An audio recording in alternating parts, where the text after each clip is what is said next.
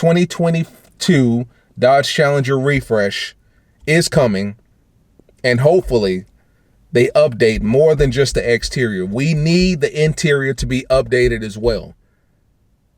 It's just the reality of the situation.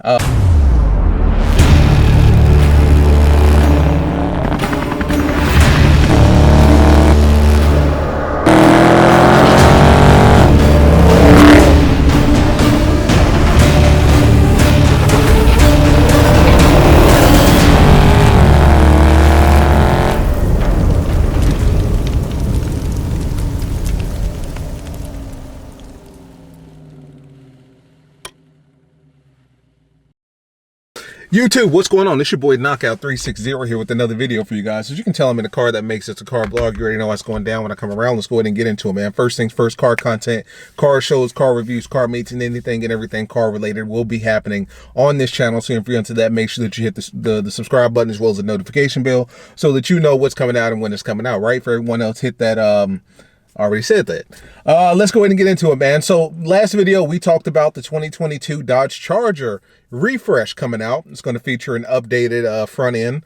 It's going to feature a updated side panel with the door panel and what have you, the quarter panel, as well as the side skirts. They said that they're going to be getting rid of the door handles to make it a little more aerodynamic and just kind of, I guess, futuristic, right? So it wouldn't make sense for them to do something to the Charger and not the Challenger. Well, it turns out that they're probably going to be bringing a refresh to both cars, the Charger and the Challenger, right? It wouldn't make sense to do it to one and not the other. I was searching online. Now, honestly, guys, this is a rendering, which means it's probably fake, but more than likely, if a refresh were to occur on the Challenger, it would look something like this. You know Dodge like I know Dodge. Whenever they do a refresh, it's always something small, something cosmetic. They did it with the 2020 Dodge Chargers with the wide body kit, where they gave us a new front end and they gave us obviously the wide body kit, and then they changed the bumper a little bit in the back, a little bit where the oh my god, what are they called? The ports where the air comes in, the airflow skirts or whatever. I can't think of the formal name of it, but they changed it a little bit to where it's a little more rounded. It's not as hard and pronounced as with the slim body, so it's a little more rounded and fits with the wide body kit, right? They did it with the Challenger back in the day with the wide body kit. The front end kind of stayed the same, but they gave us the wide body kit. So needless to say, whenever they do a refresh, it's always going to be something small and incremental. What I'm looking at with this Challenger is the front end looks to be pretty much the same. Well, the body looks to be pretty much the same as far as the square body. I don't see them doing anything to the panels or anything like that. The hood, this particular rendering has the dual snorkels like you would see on the red eye wide body Challenger Hellcat, right? The front end looks completely different. It's literally nothing but just ports for air. Now, like I said, this is a rendering, so it's probably not going to look anything like this, but you know, like I know, if Dodge does refresh it, it's going to be something small, right? And it's going to be a small detail with the front end. So with this front end, it looks like it's nothing but air vents. It's got the headlights are a little different. The middle area looks like it's all vents. But at the same time, guys, this is kind of a stretch as far as this particular rendering. But you know, like I know, that when it does happen, or if it does happen, it's going to be something small and incremental. It's going to be the front end changing a little bit. It's going to be the headlights changing a little bit. They did that with the Durango. The Durango front end changed a little bit as far as the lights are concerned. You know, they eventually gave the Durango, the Charger, one light, tail light that goes around in one circle or whatever the case may be. They gave that the racing light, I think they call that. They eventually gave that to the Durango. They gave the Durango front end, right, the SRT front end, they gave that to the Charger. So that's what we got now on the wide bodies.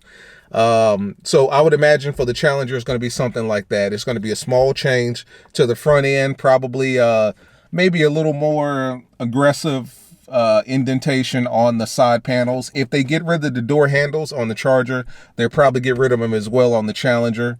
They may do something with the lights in the back. That may be a stretch. You know what I'm saying? That may be something that they're waiting on. Because mind you, 2024 is going to be the big year when they're doing a complete redesign. So they can't give you too much before the big launch. You know what I'm saying? They can't give you a brand new car and then turn around 2 years later and then give you a brand new car. It wouldn't work that way. So whatever updates and upgrades they make, it's going to be small and incremental and cosmetic. Reason I say cosmetic is 9 times out of 10, they're not going to give us a bigger engine. They're not going to give us any electrical options. So don't even worry about any hybrid option, not yet. That's too soon. And another thing that you guys have been talking about is the interior. The interior has been the same for 7 years, and even beyond that. If you really want to get into it, the interior for the Dodge Charger and Dodge Challenger has been the same probably since 2011, 2012. You think about it. I mean, all that they have changed is they gave us a bigger DID screen. So this screen right here that's directly in front of the driver, they gave us a bigger screen. So this screen kind of integrates into the whole speedometer and odometer, whereas in the Chargers in 2014, 2015 and Challengers, it was just a small screen like that. You know what I'm saying? Whereas now it's a screen that fills in between the odometer and the speedometer. They gave us a little more buttons up here. Honestly, that's about it. They gave us a little more premium material. They gave us some leather here. It really is the same. When you do the math and you look at it, our interior has been the same almost 10 years, if not 10 years. So interior is a necessity. They need to upgrade the interior because I'm getting tired of it, and I know you're getting tired of it. We've had it for the last 10 years. Before they upgrade the outside or give us a bigger engine, they need to work with upgrading the interior. That's first and foremost, if you ask me.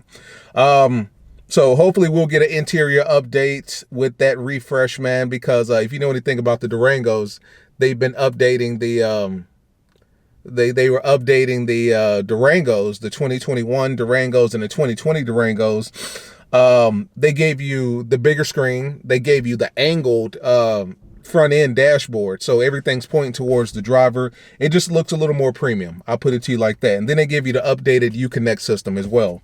The Uconnect system software is updated as well, upgraded rather. So we need an interior update, and we need software updates. You know, we need more premium materials on the interior. I'm sick of looking at this interior that we've been looking at for the last 10 years. Let's be honest here. It's dated and it's starting to show its age.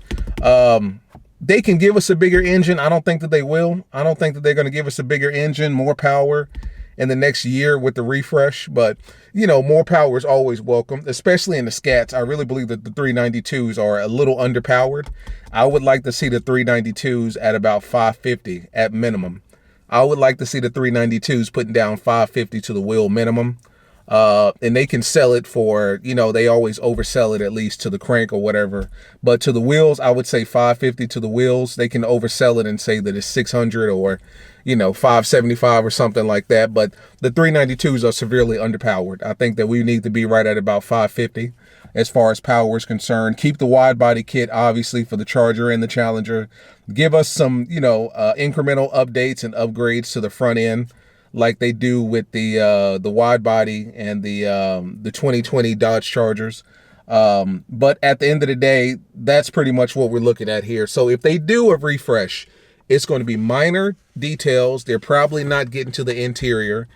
At max, they may get to the software. They may give us the new Uconnect system that they got in the Durangos and the Jeeps. But that'll be about it. It'll be some small upgrades and updates. So for you guys that's been holding on to your 15s and your 17s, this may be right for you. For you guys that's been holding on to, you know, your 13s and 14s, this is probably right for you. But if you're in my situation, sitting on the 2020 or 2021 or even a 2019, and you've already got the wide body kit on there, I would probably chill and wait for the big show in 2024, guys. But as always, 2022 Dodge Challenger refresh is coming, and hopefully they update more than just the exterior. We need the interior to be updated as well. It's just the reality of the situation. As always, it's been your boy Knockout 360, man. I will see you in the next one. Peace.